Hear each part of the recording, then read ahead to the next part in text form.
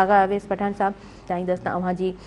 Sindh university में बि अव्हांजी जेके एक्टिविटीज़ रहियूं या अव्हीं ॿाहिरि जॾहिं रहिया त छा एक्टिविटीज़ रहियूं तव्हां थोरो उन्हनि ते ॻाल्हाइजो।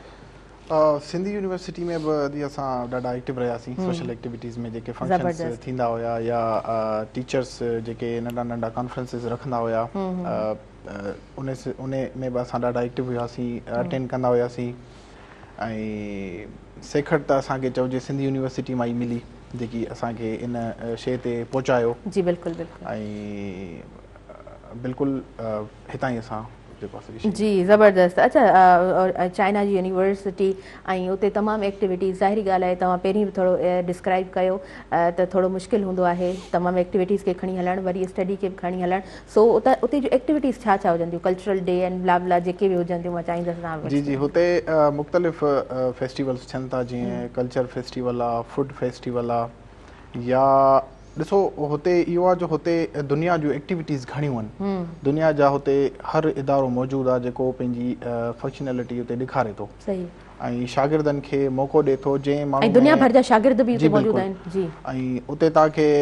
अगरि तव्हां में एबिलिटी आहे त तव्हां लाइ हू एतिरियूं अपॉर्चुनिटीज़ आहिनि इन्हनि मुल्कनि में जो तव्हां आराम सां शयूं उते पंहिंजी डिज़ायर्ड शयूं हासिलु करे सघो था। ऐं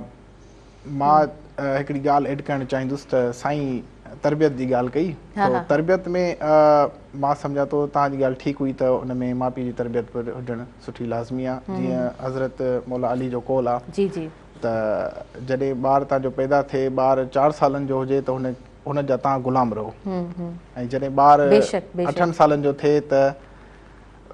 तव्हां हुनखे पंहिंजो ग़ुलाम कयो ऐं जॾहिं ॿारु मैच्योरिटी 18 जी एज में अचे 17 जी एज में अचे त तव्हां हुनखे पंहिंजे पाण सां गॾु खणी घुमो। असां वटि जेकॾहिं तव्हां शागिर्दनि ते नज़र विझो था ऐं उहे ई शागिर्द जेके थर मां बि अचनि था मिठी मां अचनि था कश्मीर मां अचनि था कंदकोट मां अचे थो केरु दादू मां अचे थो खैरपुर लाड़काणो वटेवर असां वटि मुख़्तलिफ़ पंहिंजनि इलाइक़नि मां ॻोठनि मां अचनि था उन्हनि जी पोटेंशियल तव्हां कीअं ॾिठी आहे छा सम्झो था छो त इंटरेक्शन त तव्हांजो बि हूंदो इंटरेक्शन रहे थो अञा बि आहे माण्हुनि सां इंटरेक्शन ऐं यूनिवर्सिटीज़ में बि मां इन करे वेंदो रहंदो आहियां त मां ऑब्ज़र्व कंदो आहियां त हाणे पोटेंशियल छा आहे ॿारनि में कहिड़ा ॿारनि खे कोर्सिस पढ़ाया था वञनि छा आहे उते ज़ाहिर आहे टीचर्स सां सुठो तालुक़ु आहे असां सुठा स्टूडेंट रहियासीं त उन सिलसिले में टीचर्स पोइ असांखां सजेशन बि वठंदा आहिनि त हुते छा निज़ाम आहे हिते कीअं निज़ाम त उहो उन सिलसिले में असांजे ॿारनि में पोटेंशियल घणो आहे लेकिन ॿार खे जेकॾहिं उहो माहौल ॾिनो वञे त इहे जिन छोकिरनि मूंसां राब्तो कयो उहे बि कश्मीर कंदकोट जा ग़रीब छोकिरा इन्हनि इलाइक़नि जा लाड़काने जा छोकिरा हुया थर जा पर हुननि राब्तो कयो त साईं असांजा ही स्किल्स आहिनि हिन शइ में असां एंटर थियणु चाहियूं था ऐं हाणे हू माशाल्लाह जॾहिं खां चाइना या यूरोप पहुता आहिनि त हू पाण खे तमामु डेवलप स्किल्स में करे विया आहिनि ऐं दुनिया मां हाणे बि चवंदुसि त यूनिवर्सिटीज़ में तमामु ज़रूरी आहे हाणे IT जो रुझान सॼी दुनिया ट्रांसफर थिए थी पई आर्टिफिशियल इंटेलिजेंस ते ऐं ह्यूमन वर्क जेको आहे घटि थींदो वञे पर मशीनरी वर्क हाणे वधंदो थो वञे उन सिलसिले में मां यूनिवर्सिटीज़ जे उस्तादनि खे बि चवणु चाहींदुसि ऐं इदारनि खे त घण खां घणी ॿारनि खे स्किल्स जी एजुकेशन ॾियो जी जी जी तव्हां पंहिंजी जुस्तजू जारी रखो ऐं इन शइ ते न वञो त को सरकारी प्राइवेट इन शइ खे पाण जे अंदरां ख़तमु कयो जंहिं इदारे में तव्हां आहियो तव्हां पाण में पोटेंशियल बिल पैदा कयो पंहिंजी रिसर्च वधायो इंटरनेट जो सॼो दुनिया तव्हां लाइ खुलियल आहे बिल्कुलु सॼा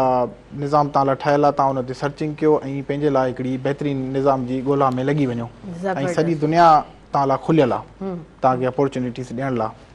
ऐं माउ पीउनि जो त मुंहिंजो इहो ई सेम ई मैसेज हूंदो त तव्हां ॿारनि जी तरबियत ते ध्यानु ॾियो ऐं ॿारनि खे वधि खां वधि हुनजी डिज़ायर ते सपोर्ट कयो। ज़बरदस्त तमामु बहितरीनु प्रोग्राम आहे तव्हांजो ऐं तव्हांजो प्रोग्राम फॉलो कंदो आहियां मां तव्हांजो हर मॉर्निंग में प्रोग्राम ॾिसंदो आहियां ॾाढी इंफॉर्मेटिव शयूं तव्हां गेस्ट वठी ईंदा आहियो ॾाढी इंफॉर्मेटिव शयूं ॾाढी इंफॉर्मेशन असांखे बि मिलंदी आहे ऐं अॼु जो प्रोग्राम बि ॾाढो इंफॉर्मेटिव थियो आहे कुझु शागिर्द ज़ाहिर आहे हिन प्रोग्राम खां पोइ ईंदा राब्तो कंदा त उन सां उन्हनि खे फ़ाइदो थींदो इंशाअल्लाह इहा ई उमेद आहे इहा ई उमेद असां रखूं था त 100 न पर 100 मां जेकॾहिं 5-10 जेकॾहिं उन मां फ़ाइदो वठनि था हिन प्रोग्राम जे थ्रू त इहा असांजी असां सभिनीनि जी बल्कि इहा कामयाबी आहे